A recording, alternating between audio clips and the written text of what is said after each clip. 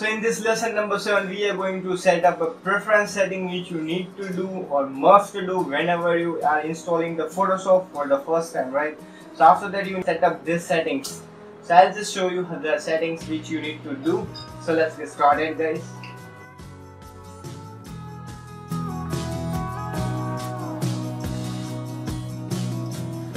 Hello everyone, welcome to our 7th lesson of our 30 days challenge of Photoshop learning and mastering yourself. So here guys, in this video we will just learn how to set a default preference setting which you should have in your Photoshop, right? Whenever you are installing the Photoshop for the first time, this I'll just give you the preference setting which you need to do whenever you are doing process this, right? So just go to the file and go to the edit and select the preference and select the general. So it will select the general and it will show up this menu. From here you can see the lot of menu are present over here. So what you can do is, first of all you need to do is just go to interface. From here you can just change the color of your Photoshop whatever you want.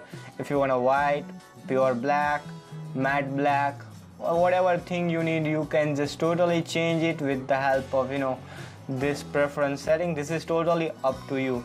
I'll just keep it as this grayish black. Right now you can see the workspace here, just keep it as it is. Only change the thing guys which I am just doing in this video, otherwise we will just lose the many options in the Photoshop and Photoshop would be in a drastic change. I don't want to spoil your Photoshop, right? So here you need to click on this. By default it would be unticked, but I want you to tick all the menus and also on the click on the here if there is present, but just click on the zooms. What it will do is, just if you just roll the mouse all the way from cursor mouse, that the circle, that what we say, the mouse button or the circle of the mouse, whatever you just roll it, it will just zoom in and zoom out. Wherever you are, it will just show zoom in, right? So this how you have to tick so that it will be more easier for you to work in Photoshop very quickly. Now here, go to the history logs, just keep it as it is. File handling, here guys you have to, by default it would be a 10 minutes, but we need to change it to 5 minutes, right? So it will, what if your PC is, you are working on some important project, right? And if suddenly your PC crashes or lights has been gone, then your PC is totally shut down. But if you have selected this 5 minutes, so it will just save the project whatever you are working with in every 5 minutes.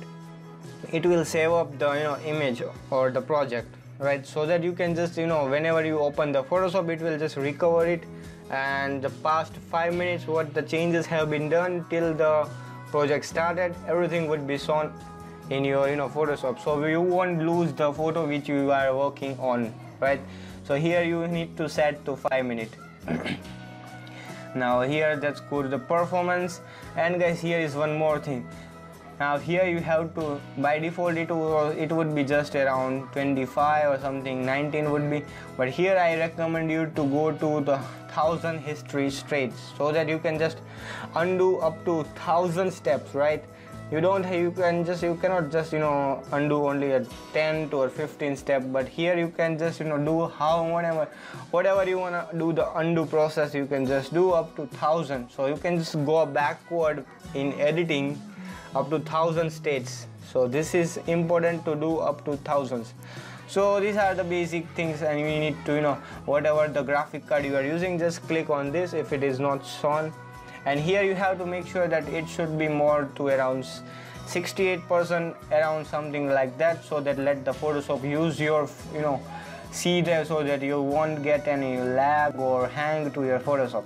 And here the scratch disk, right? So here are the scratch disk menu, and here you need to check only the C drive, because whatever the thing you are working on, it will be saved in the C drive.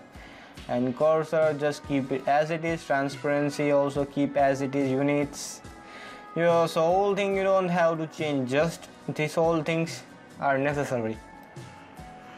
So finally just hit OK and you are done.